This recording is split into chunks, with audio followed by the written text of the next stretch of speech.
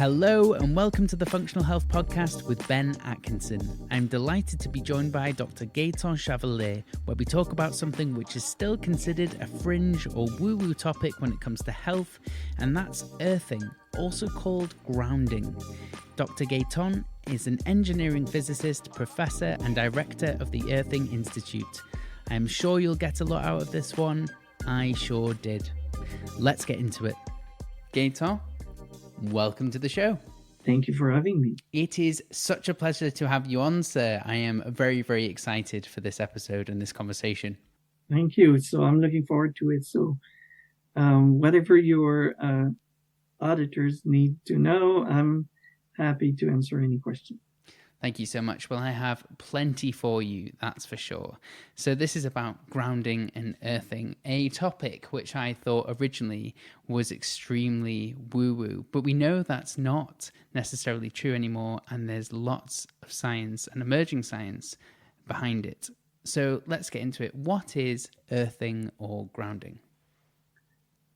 Before we get to the question, I want to comment on one thing that you said about woo-woo science. You're not alone. I was also at the beginning when Clint Ober came to the school where I was research director, and I heard about that. My first thought was, well, if grounding is so good for you, it should have been discovered 100 years ago. And so I was skeptical. That's it. If Clint Ober, one of his associates, has not come to me and said, we want to pay for a research project at your institution, because we're an open institution, I would not be here talking to you because I would be doing something else. So the first research project did not convince me. But the second one, with more advanced equipment that was not grounded, there's no doubt that there was something special happening. My friends participated on that second one. They got improved. I realized this is real. And that's where I got just this time. So just a parenthesis to tell you that it's a common thing to be skeptical at the beginning. Yeah. All you have to do is keep an open mind and try it.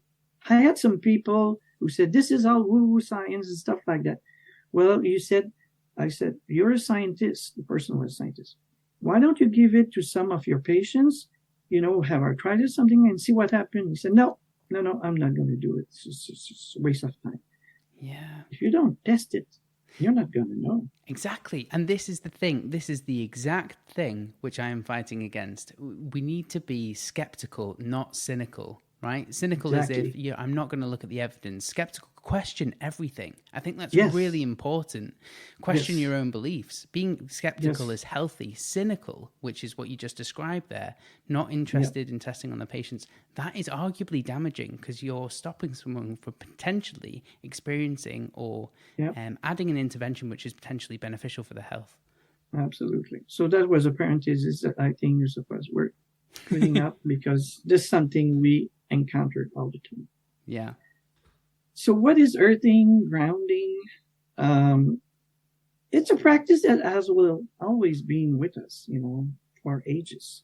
I mean, people didn't grow up, like 500,000 years ago with shoes. So we developed, on planet Earth, barefoot in contact with the earth. So, but what's special about that, being in contact with the earth, is because the earth itself is a battery. The earth has received energy from the sun, and I don't know how much detail I should go into this, but however much you want. Okay, but through what happened in the ionosphere, which is 60 miles or 100 kilometers up in the atmosphere, the X-rays emitted by the sun actually split the molecules at that level. That's what protects us against, damaging UV rays. Mm-hmm. But it has another benefit because by splitting the molecules, it separates positive charge of negative charge. And then by a complex process that happened in thunderstorm clouds, so there's a buildup of of electric potential in the clouds that pushes the negative charge at the bottom of the cloud. And it's like a dynamo. It generates more and more to a point where millions of volts accumulate there. So much electrons that at some point you get an electric discharge, which is like the lightning, and the electrons are pushed down into the earth. So the surface of the earth is the negative pole, and the ionosphere is a positive pole of the earth's battery. Now, we grew up, all life on planet Earth grew up in contact with the surface of the earth, which is negatively charged. So life is wise. Life is like, haha, we can do something with this. So they developed what we call today an immune system. It's a system by which the body can defend itself against microbe and bacteria, virus, and stuff like that, that invades the body. So we have these white blood cells, especially the macrophages.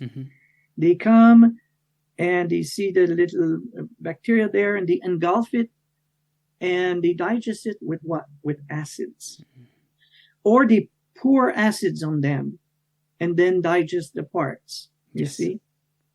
So this acids goes into the environment. Let's say you have a scar on one hand and the bacteria goes here, the immune system goes there, there's a fight there, and pus is nothing else that the dead bodies between the immune system and the bacteria that fights each other, and then they get eliminated. But what happens is that after the immune system normally wins the battle, otherwise you're dead. So the immune system wins the battle. There's still some left over of acids there, and acids is very corrosive. So if you don't neutralize it, what it's going to do is going to start damaging healthy cells. And if it damages healthy cells, then the healthy cells will complain to the big boss, which is in the brain, said, hey, we're attacked. What the brain will do, send more white blood cells. And the cells that are irreparably damaged will be destroyed. So you start destroying the healthy tissue. That is called the inflammation process. What happened then is the body will try to mitigate that by sending a lot of fluid, try to dilute the charge there, the positive charge. It does that if it does not have what it's supposed to have to fight this, which is electrons. And that's exactly what the surface of the earth provides. So when you get this, instead of having this inflammatory process that the body is trying, to barricade somehow, and, they even sometimes create a pouch to try to isolate it. Anne Selye, a researcher at the University of Montreal, which I met once actually, discovered, and found that the body is doing these kind of things to protect itself. Why? Because it does not have the electrons. If you have electrons, the inflammatory process is not needed. As soon as the battle is won, you have the electrons coming in, transport by mechanisms, systems in the body, and they just, neutralize the acidity, and you have no problems. That's why you don't ever have, a deer or an animal in the wild having inflammation. They don't. So people think it's a normal process for healing.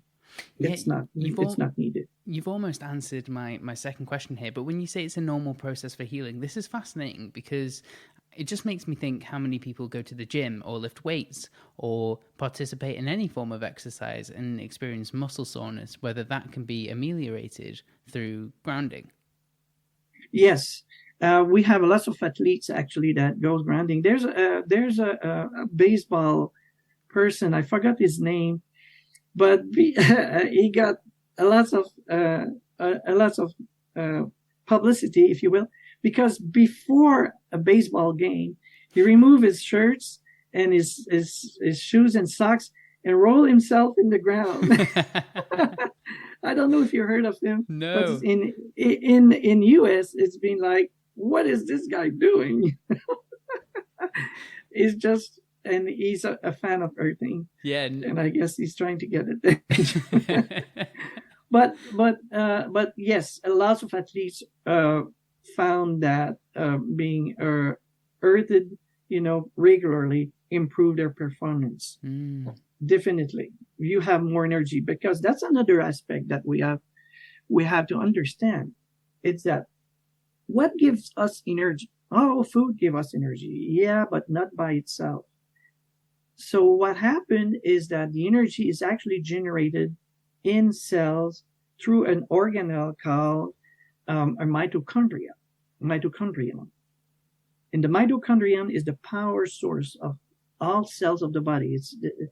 It produces a substance it's called ATP that is actually, dispersed all over the body where the energy is needed, because it contains the energy. But what I read many books about, ATP production. They talk about the protons, but there's also an electron transport chain. Yes. And this electrons, transport chain needs electrons to be transported there. Otherwise, it's not happening, because in reality, what's happened? Those electrons coming in are attracted by the protons. So they work together, and they are stored in the phosphates, radical, the 3-phosphate, called 3-phosphate. It's stored there. And then the energy of these electrons is transported to where energy is needed. And so from these electrons, the energy is then discharged. And because these electrons that are transported are not normal electrons, they are in an excited state. They have more energy, so that they can give energy, to where it's needed. So if you want to have energy, you get grounded. If you feel tired, you need good nutrition, no doubt about that. But you also need to be grounded. They're both sides of the same coin, You want to be healthy, good nutrition and grounding is very important. And then you need the body to be able to repair itself. So you need good sleep also. It's very, very important. Yes. So without these three things, and exercising is, of course, very important to get the energy moving. But without these three things first working properly, you can exercise as much as you can. You're going to just be exhausted after. It's not going to help you. Yeah, that is absolutely fascinating. I was interested. This, I'm guessing, affects all life forms, not just humans. Yeah, all life forms, even plants, animals. We all need, because the plants are actually the ones that when we eat them, they give those electrons to us, and we get them from grounding. But when we eat good food, there's actually an instrument called oxidation reduction potential probe that you can buy. You stick that in the fruit, and if it's negative, the value is negative, that means you're going to get energy from it. If it's positive, it's going to suck energy from you. Even if you get the right chemical, the chemical are empty of energy. So that's something that we're starting to discover. It's just the quality of the molecules we get. So that's why you get synthetic molecules. You don't get the same effect, even if it's the exact same molecules, because we don't get a certain form of energy that we can now measure by oxidation reduction potential. So it's basically stored again in electrons. Amazing. So processed food has all of electrons. Now, the other thing is that, let's say that you eat good food, but you never ground it. It's going to be very hard to get, just by the food, enough electrons, because every time we breathe in, the air is charged positively. That's why you go to places where there are negative ions, generator, it's good. Like, for example, I'm very lucky. I live close to the Pacific Ocean. So close to the ocean, you get negative ions right there because the ocean is charged negatively and the water evaporates, you get naturally. You can get also negative ions into a forest. so people feel good in the forest. Yes. But remember that those negative ions are only small places, specific places. Most of the places, when you breathe in, you breathe mainly positive ions. Right. And so you're building up in your lungs, first, all these positive charge in your body. You need to neutralize them. Fascinating. This makes perfect sense as well. And it's interesting, the food element, because I'm thinking, like you said before, processed food would be void of electrons, I'm assuming, more so. Because it's void of energy. Yeah, it's not alive, or was never alive. No. Which is interesting. Because I want to mention another thing about the inflammation process. Of course. Or inflammatory process. Is that one of the things that happen when the body is really has a lot of inflammation in it and needs to protect the vital organs. Mm.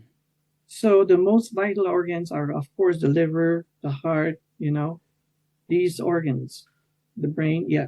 So what it does to protect them is sometimes it cannot isolate them or put them in a pouch, or so the fluid has already been there and it's not enough. Yes. What it does, it's going to find another source of electrons, and it's going to take them to the place in the body where they're less damaging, and that's the bones. Mm-hmm. So what happened is that you're going to have people get fragile bone, osteoporosis and stuff like that. It's not by chance, I'm so bad lucky. No, it's because you have inflammation. Your body's trying to survive. It's trying to get electrons from where it can, which is less damaging. If you have no liver, you're dead. But if your leg is not functioning, you're still alive, but you're not in best shape. But you're going to have osteoporosis. That's what happened. The body's trying to fight the inflammatory processes that are going inside with what it has. So that's why people who are grounded get also improved in osteoporosis, and bone density improves. Fascinating. That is a line of research I have not come across, but I'm going to have to now. You're giving me a lot of homework already. I actually remember reading a pilot study, and we discussed this offline, that you ran how grounding affects not only your sleep, but it modulates cortisol as well, which was just fascinating and not what I expected at all. What's the story there? Can you elaborate on that further? Yes, actually, it's one of the seminal study that happened in 2004. There was a doctor, Dr. Galley, who learned about, actually, Clint came to Southern California to the school where I was teaching. I was actually director of research there, and did a presentation, and there was a doctor there who got hold of him and said, that's all baloney, and I'm going to prove it to you. So Clint said, I'm going to provide everything you want. Okay, even if you're ready to do a research project on everything, even if you want to prove me wrong, that's fine. I will provide you what you need.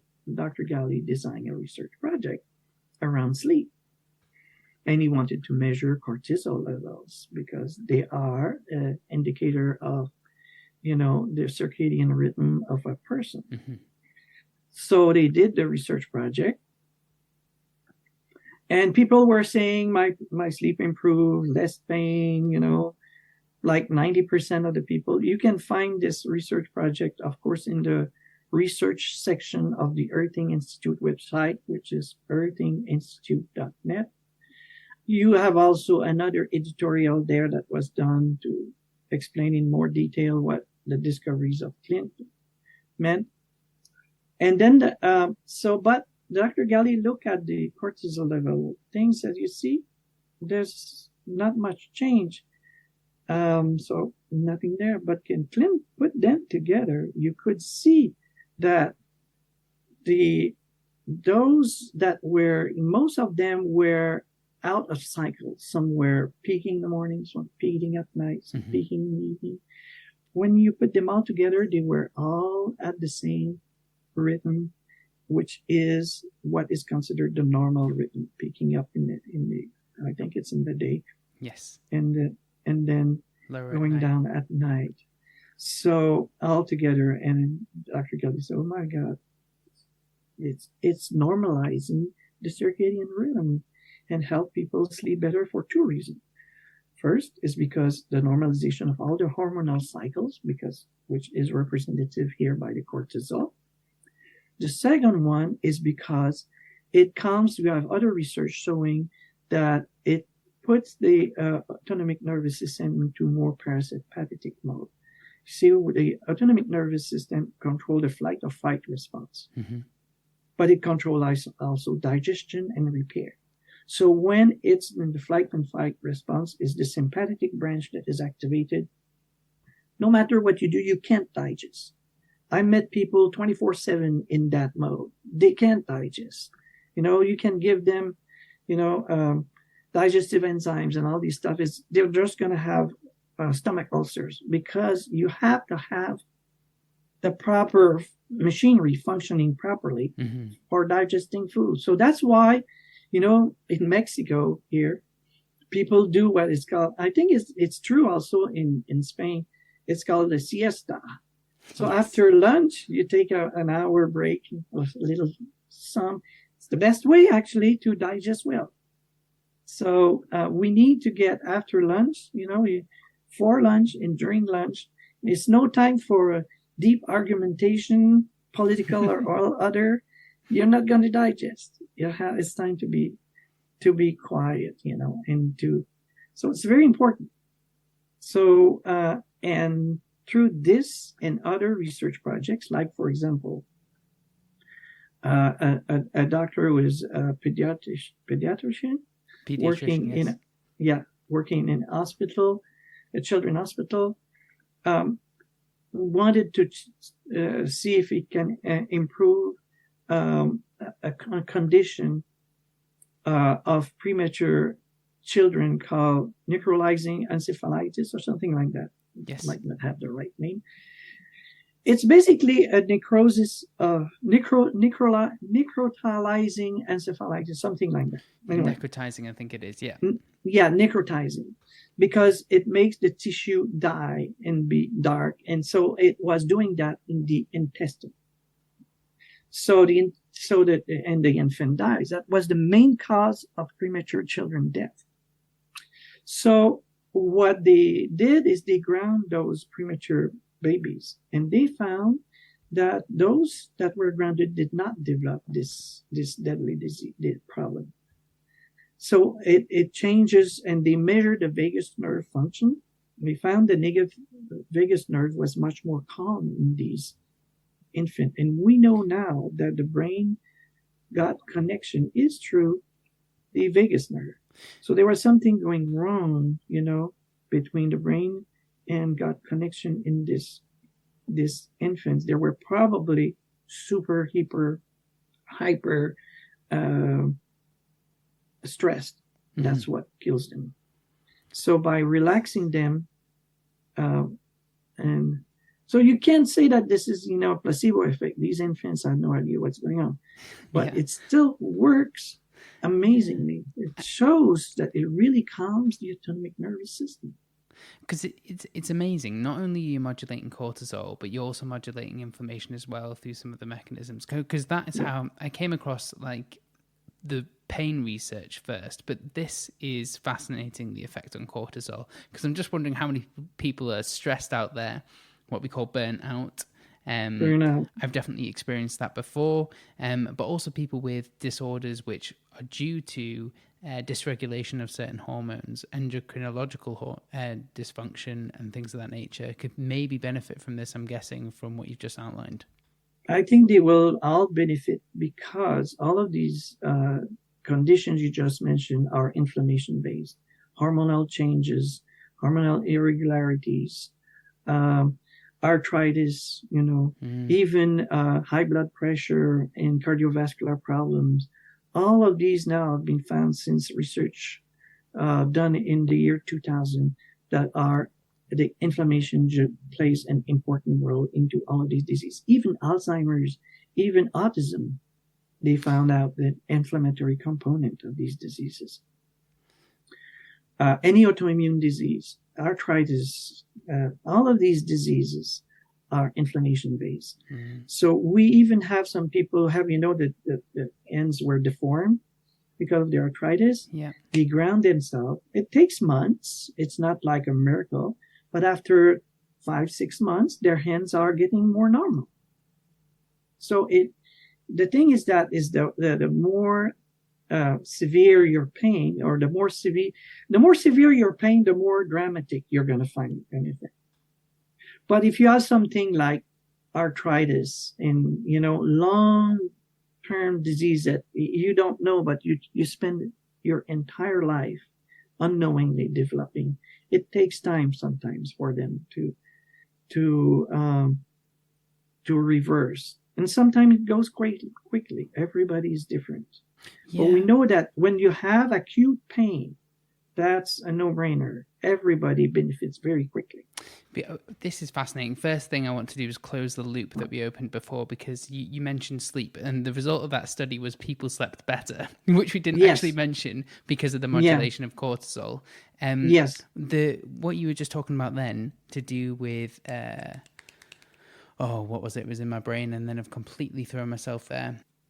When you were talking about autoimmune conditions and this kind of modulation of the immune system, in functional medicine, we often think that gut hyperpermeability, or often referred to as leaky gut, essentially the disruptions in the tight junctions of the gut lining, is a prerequisite for autoimmunity, because you're letting in proteins into the bloodstream, you generate an immune response to these proteins, and these resemble certain proteins within the body. For example, if it's on the capsules of your joints, you can develop arthritis and things of that nature.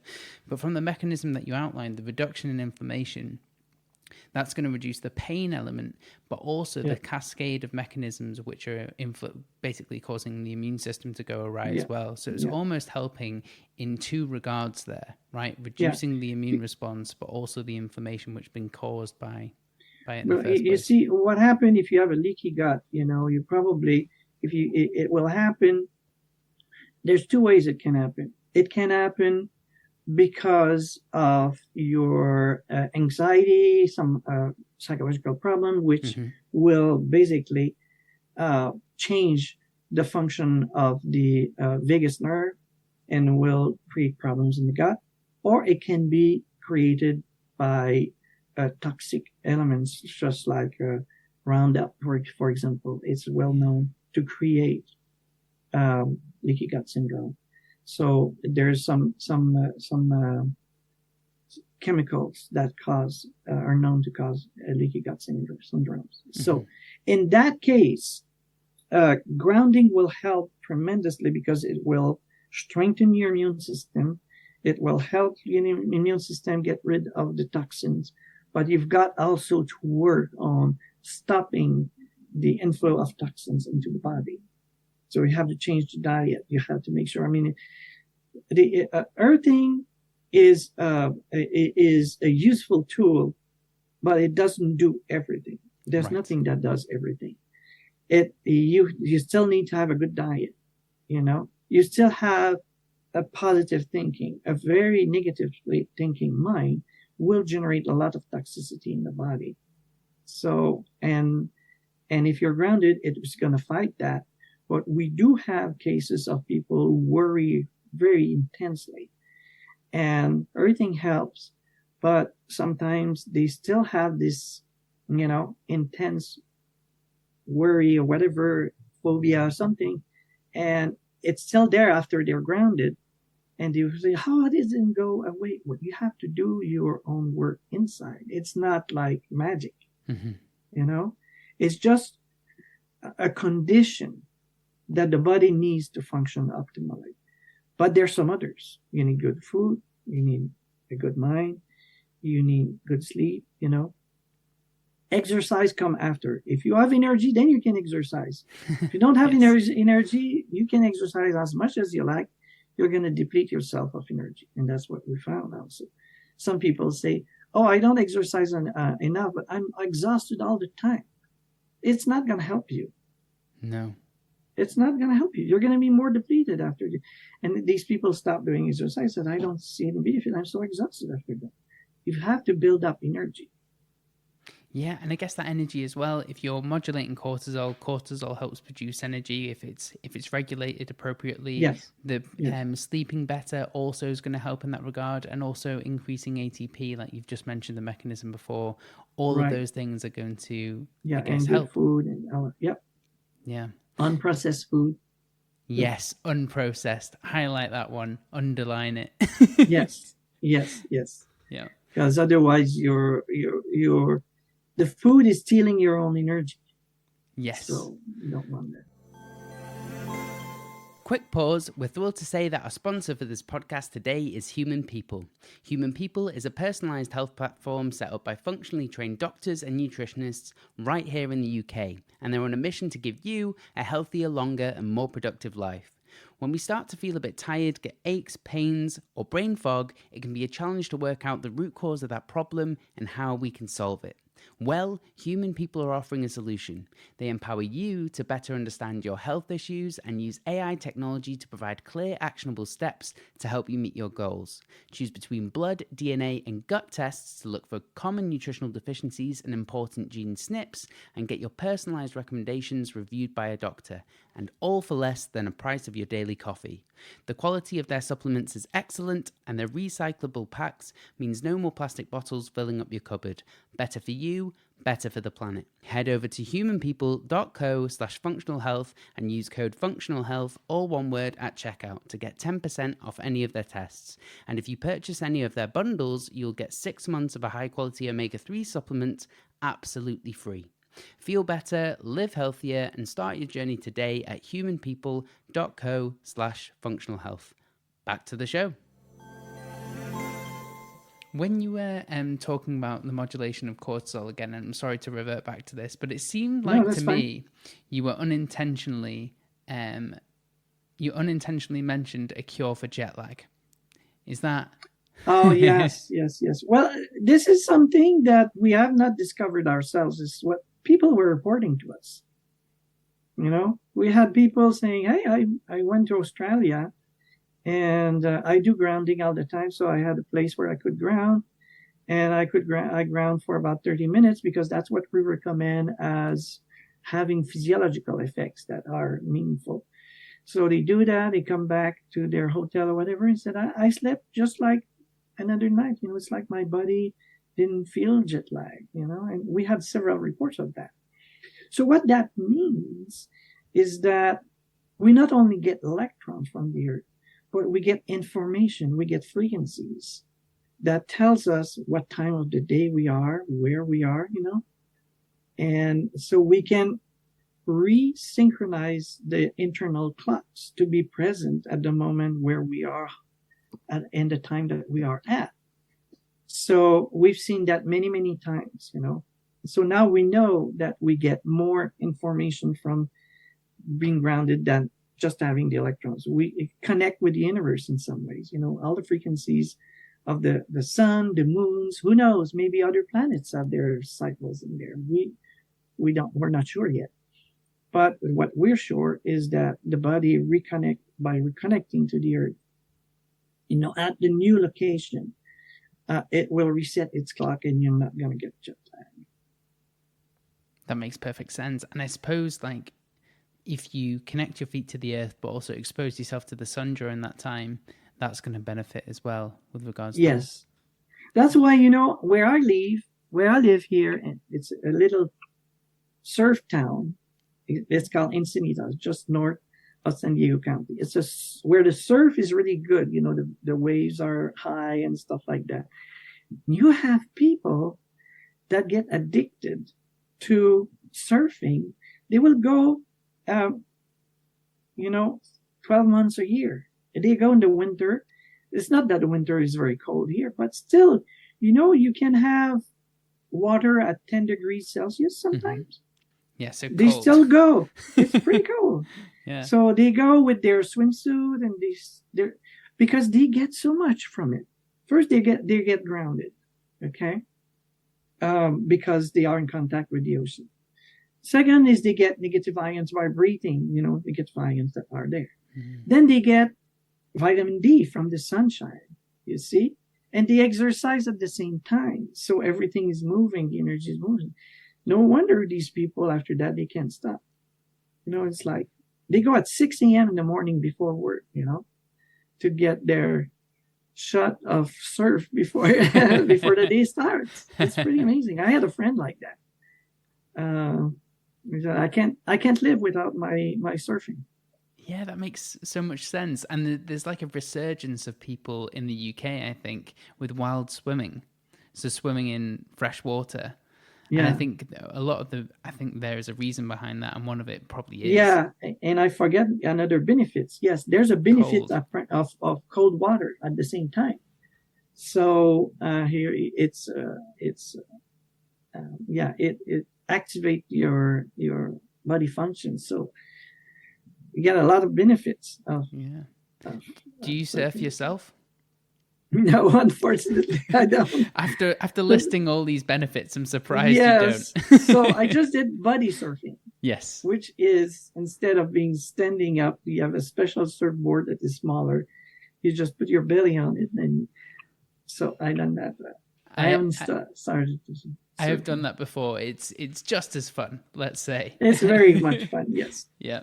But I think we're going to have a resurgence of people surfing, going to the beach now after this podcast. Maybe. You see. Maybe.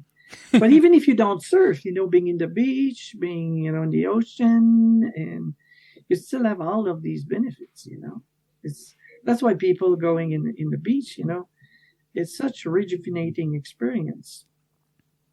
Yeah. It's the same thing also when they do a picnic. What we do in a picnic, we're,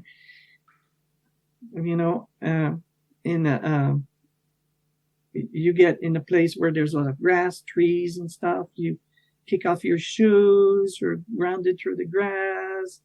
We have the trees that gives negative ions. Normally we try to get, like sandwiches, good food. And so again, and we people like, especially children, they play and stuff. So it's another place, where it feels good to be and you get in contact with nature. Another one is hiking. So even though if you are not barefoot, you get some contact with the earth. But now Clint Oberon made sandals that are grounded. And you can also use those if you do like walking or trail walking and things like that. So anyway, there's many ways to feel good by doing earthing in a natural environment. You actually just reminded me, because there's a Japanese phrase, it translates as forest bathing. I think they call it Shinrin-yoku. Oh, yes.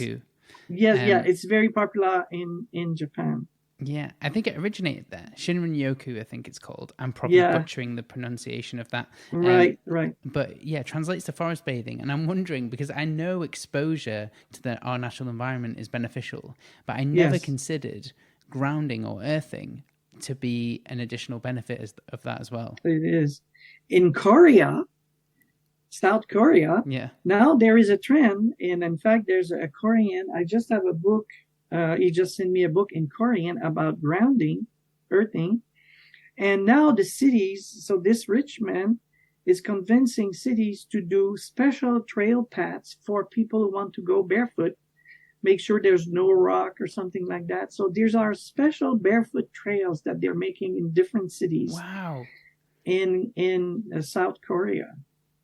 And so there's a couple of articles that I've seen on that. And the person who is, the businessman who is at the heart of that contacted me, wanted to use some pictures from, the articles that we published and also from the book of Jim Oshman. And so he managed to write his book. I have it not far, but I don't want to disturb the thing. But it's a trend now in Korea. And many, especially older people, they love it, because it's not hard on their feet. It's a soft ground, and they feel a difference. And do you think it seems to benefit the elderly people with more issues rather than the people which are relatively healthy? There are more benefits older people or people who are sick, of an inflammation-based disease, they get, tremendous benefit. If they have pain, the pain will go away quickly. And we have several cases where the pain go away, and then the people said, well, I'm not healed yet, 3 months later. But you have to persevere. And that's what we found in our group. We have a group, a Facebook group called Earthing Insiders, because some people will say, oh, yes, but for me, it took 6 months before really starting to see my arthritis go away. We have to be patient, because these diseases have been smoldering, growing up in our bodies for decades, We don't know that we have not grounded ourselves, for 30, 40 years. And then these things happen, and we want them to go like this. It's, earthing is not magic. So if you want to heal faster, add to earthing good nutrition, and try to sleep as much as you can, and have a positive spirit. Be positive about the whole thing. You get all the chances on your side. I completely agree with that. That's awesome. I will link to the book as well in the show notes. If you can send it to me afterwards, that would be wonderful for everyone who's listening. Where do you think... the book in English or in Korean? In English, I think. I think so. Yes. Because you mentioned it. Obviously, people aren't wearing shoes on this walk. Now, I've got the thing now, it's in my head. Are shoes the big problem? Because having created and living in an urban environment where shoes almost seem to be a necessity now, at least socially, because we can't walk around the streets in bare feet. There's so much restaurants you cannot go barefoot. Yeah. They won't allow you. I mean, I've never tried. I assume you've tried if you know. But have we inadvertently hindered our health through that? Yes. Well, Clint talked about that in his books about our shoes have been damaging our health for, since the 50s, when plastic was synthesized and become cheap, and then they could do a lot of things in plastics, and then the shoes got, you can see there's a curve about the number of people having diabetes and the number of, or the percentage of shoes becoming, insulating shoes. And you can see the curves grow over the years from the 50s to now, like exponentially, similarly, So, yeah. I think a lot happened during that time, but I'm not saying this isn't a contributing factor. That's right. It's not the only factor. Processed food increased, and we have also, iatrogenic diseases. So it found out that one, at least in the U.S., the third highest cause of death is actually iatrogenic disease or that iatrogenic problem. So these are people dying because of things that went wrong when they went into the medical system. So it's medically somehow with medication, procedures, whatever. You have to be careful about that because it's one of the major things. So better stay healthy and prevention, And what I do is people say, oh, yeah, I cannot ground all the time. I'm working. I'm so busy here and there and stuff. I am too. So what I do, I have the lazy man solution. Sleep grounded. Don't worry about it. So you sleep 5, 6, 7, 8 hours a night, grounded. You're good. You've recharged your batteries for the day. Don't have to worry about it. For me, I do something additional. I work a lot in the computer. I remember, I got a bit tired during the day, working 2-3 hours non-stop in the computer. So I put a mat for my feet, and I use another mat as a mouse pad. So I'm forced to touch it all the time, and I have more energy working on the computer. So electronics, yes, will sap your energy. So being grounded, if you have lots of electronic appliances and stuff like that, will help you, get more energy. Of course, avoidance is one thing. that is when it's possible, but it's not always possible. So grounding will help the repair mechanisms of your body to work to their optimum so that you can heal faster than anybody on any problem that you may have. And we've seen that over and over. We have a testimonial section on the Earthing Institute website. You could see how many conditions, how many people have been helped. It's phenomenal. I mean, just being part of this, thank Clint, because if it was not Clint, who actually pursued me to get, this research project going, I would have missed this gem that is to be now grounded every night, and not having inflammation, any problem. I'm 67, perfectly healthy. I have no issues whatsoever. I don't have take any medication, but I do know I need to have good nutrition, and I need also rest. Enough rest. Otherwise, I could get tired even if I do it too much. But over the years, I became more sensitive to this. So I'm more in tune with my body. I eat something and I know, half an hour later, I know that if it has a positive or negative effect on myself. So we develop also a sense of what's good for us, what is not good for us, if we take the time to, pay attention to what we do, what we eat. And I think earthing develop our senses also of alertness in some ways. There's a lot of benefits to it. Yeah, I mean, it sounds like a fascinating journey, and we've covered a lot. Does the material of matter, for example, can you just stand on concrete and earth, or does it have to concrete? Yes, concrete is a conducting material that will work, unless you are in the middle of the desert where there's no water at all. Concrete always has some moisture, is made of rock. And yes, but asphalt will not conduct because it's a petroleum material.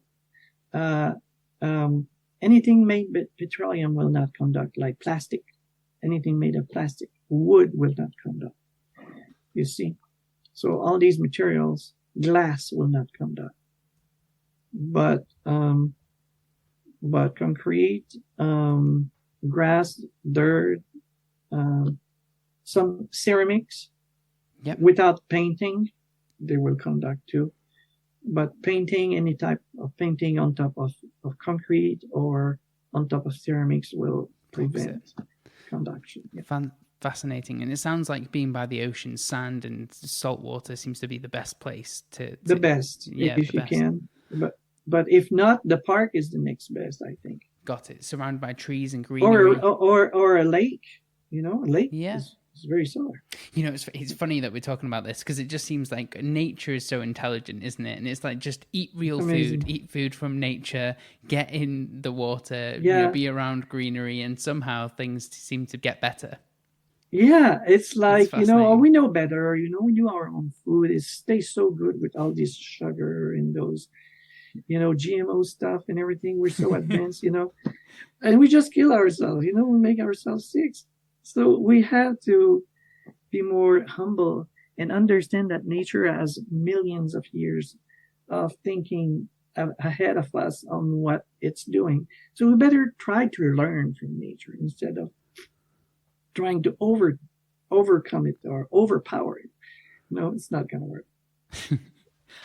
I've just thought of two questions on research, and then it'd be good to get into the practical tips of what people can do on a day-to-day basis to benefit them. First off is, when you mentioned cardiovascular research before, and it made me think of a paper that I read about red blood cell aggregation. Hopefully I've said that okay. And platelet aggregation. Yes. And that was reduced through earthing. Yes. What is the mechanism there the same as before? What's happening there, and who can that benefit? Yes. So what's happening is that blood is a special solution, a colloid, what is called a colloid, just like milk. So that means it's a fluid with substance in it that are very small, but they're not dissolved in it. Right. just like milk, the fat in milk and stuff. And that's why you can make cheese and you can extract it, and remove Yes. the water content. Now, sewage is also another form of that. Yeah. And in fact, there's a whole science called rheology that is how to control, the precipitation of the material that is in suspension in a liquid based on the electrical properties. Mm-hmm. So if you have enough electrons, these electrons will go on the surface of red blood cells, and the red blood cells will repel each other instead of clumping. Right. So when they repel each other, the blood is very fluid. Everything moves. When they don't, when there's not enough, electrons, they have a tendency to clump together by another mechanism that is more like scientific van der Waals force, whatever. It's beyond the scope of but they have a tendency to clump, to form what is called rouleau formation. It's like stack of coins, So what's bad about that is that first it makes the blood thick like ketchup instead of being like wine. That's Dr. Sinatra's terms. And the second thing that is even worse is that the oxygen, how is the oxygen delivered to the tissue? It's delivered through capillaries, the smallest blood vessels. So what happens is a red blood cell comes, the capillary is almost the same size. And to get through this, the red blood cell is squeezed to get through the capillary and give out its oxygen. And then it goes out, and then it goes out into the venous blood on the other side to be recharged. But what happens if you have rouleau formation? So this rouleau formation come, and it cannot come through the capillary. Right. Instead, it blocks the capillary, and the surrounding tissue does not get any oxygen. So if it does that too much, you get really tired and you're starting to have problems, organ not functioning and things like that. So it's very, very important aspect that not too much emphasis is put on it. But it's very important to not have thick blood because you're going to be having multiple problems along the line. So this only, I'm guessing, benefits in terms of cardiovascular disease because you are reducing clotting in that case. Yes. But also blood pressure wouldn't need to be as high, I guess, to get the blood moving. It will decrease the blood pressure because what makes the blood pressure high is that the heart, when the blood is thick, the heart is working much harder to pump the blood, because it's like tube system, the blood has to move, and the heart has to pump a lot harder, and could tire the heart, could cause some problems, cardiovascular problem at the heart itself. It could also cause another thing, arteriosclerosis, Yes. where the blood vessels become stiff, and they have to be, for the blood to move properly, they have to be like rubber-like, they have to be flexible. If they are stiff, then there's some kind of a coating on it that is stiff,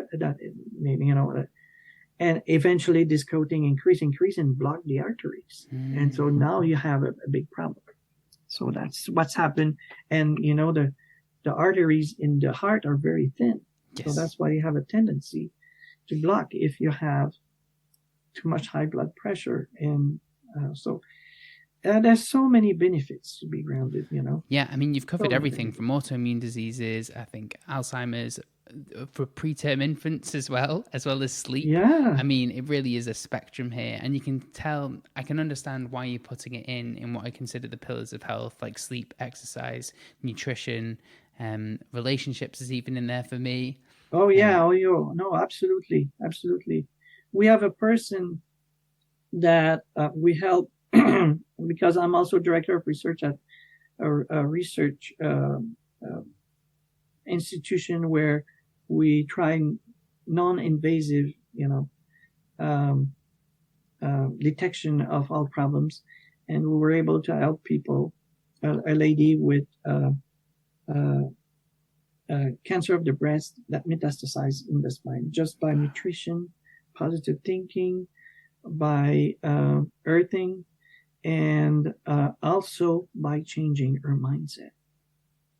Oh, another thing also is where she lived. There was a geopathic zone. There are some zones where if your house, for example, is built on an ancient marsh, there's a lot of chances there's water underneath. This stagnant water has bad energy. She was living in a house like that where both parents died, her brother and sister died. She was the last survivor. So there's so many things that we have to take into consideration, And this one about geopathic zone is not very well known in the West. I learned that from the Russian scientist that came to the U.S. to teach us about these things. You're going to have to elaborate on that. I don't know what it is. I don't know anything about it. Oh, there are zones on the planet. If you go in a forest, there are zones on the planet where nothing grows. There's lots of things around them. The energy on these zones is not good for life, period. One of these places was found by the Russian scientists is if you build a house on an ancient marsh, if you drain the marsh and then you build a house on it, the energy is still not good. They're not going to be. So it's a science that is not known here very well, but it's rare. But we just happened to have a case where it was. And then she was isolated. She saw nobody. She didn't work because she was too sick. And finally, she went to her hairdresser, and there was a lady who put a little doggy on her lap. And that time when she came, we measured her energy. It was good. I said, what happened? See, she would having healing. Oh, yeah, that's another thing. We were giving her healing energy treatments. And normally after the healing treatments, her energy was much better. And the next week it was gone. But that week it was not gone. And so we realized that she's a lonely woman. She's alone. She needs contact. So we asked her to help in the lab and do things and be part of our thing. And that was also, she reconnected with old friends and she got a social life. And today she's completely healed. Amazing. That's amazing. Absolutely awesome. In terms of practical tips for people, because I'm conscious that we're coming up on time. Right. What do you do on your day-to-day basis to get grounded, and what can everyone do, including myself, do in order to do that? Okay. For me, I try to get grounded as much as possible without least disruption to my normal life. So what I do is I sleep grounded. So that is the basis of my whole grounding experience. But like I was mentioning, so I used to have grounding sheets, right, with silver threads weaved into it. Yes. And so these last about a year or two, and after that, you have to get new one. So now I'm using a grounding mat for beds. Okay. And I have on top of it a special sheet that was made by Clint Ober that goes on top of it, and it grounds you. It has some silver threads, but these won't go away because they're very short and it's very thin. So it's the same as being grounded, with the other sheets. So I'm very pleased with the way I sleep, being grounded all the time. And during the day, I'm working on my computer. Even though I've been grounded at night, if I work many hours, I get tired. So I put a mat on my feet, and another mat on my desk that I use as a mouse pad at the same time. So I'm forced to touch it all the time. as we speak. I'm touching it. And you know, when I go to a park, when I can, I try to walk barefoot, and you know, as often as I can. I love nature. So when I go to the ocean, of course, I take advantage of that. So we have beautiful parks that I can go to also. So every time I can, you know, if I walk in the park and there's grass, I will remove my shoes and walk barefoot instead of being on the sidewalk, which is probably, you know, cement, but might be painted. Sometimes they have color on its own. So I walk barefoot, and so when I can. So I'm not like having a mad situation where I'm obsessed about that. No. But, you know, I take advantage of it when I can. Of course. And I think it's working because so far so good. Absolutely, and I'm very glad to hear it. Well, it's great that you can get these kind of devices like the mattress and things like that. Yes, and you have distributors in England of earthing, of Clint Over's products. Yeah, and I've seen ones where you can, I only saw them in passing, but you can tie things to your shoes, which earth you as well. You can do that too. Yeah. There's flip-flops also that are grounding you. He came up with. There's many ways. Fascinating. Many ways. You can find a way that works for you. There's also wristband or ankle band or all kind of things that you can do for being grounded the way that works best for you. Great. I'm going to have to add another device to my list that I've got. My bedside cabinet is full of them. I just want to say it's been an absolute pleasure to have you on the show, Gaetan. It's been unreal. I've learned a heck of a lot. But before you go, can you please tell the listeners where they can find you and what exciting projects that you have coming up? Yes. Thank you for reminding me, because I think it's important. One of the things that we want to do at the Earthing Institute is to encourage health practitioners, researchers to try a small clinical research project on their home to see for themselves. So we would be very open to helping them, maybe even with products, definitely with counseling how to do the research properly. And the best way to reach me is to go to the earthinginstitute.net website and type the information in there. There's a page, a contact page where you can type some information, or you can type directly info@earthinginstitute.net and send me an email. Perfect. And I encourage you also to check out the Earthing Insiders Facebook page. There's more than 5,000 people. People have had all kind of issues, problems, and situations, and somebody there, if you have a situation with earthing, you can ask your question in there. Somebody said, yeah, I have that too, and here's what I did. That's great to know. Sounds like an excellent resource. Again, Gaetan, it's been an absolute pleasure speaking to you, sir. Thank you so much for taking up the time, and I do hope that we can do this again in the future. Thank you for having me. I really appreciate it. Thank you so much.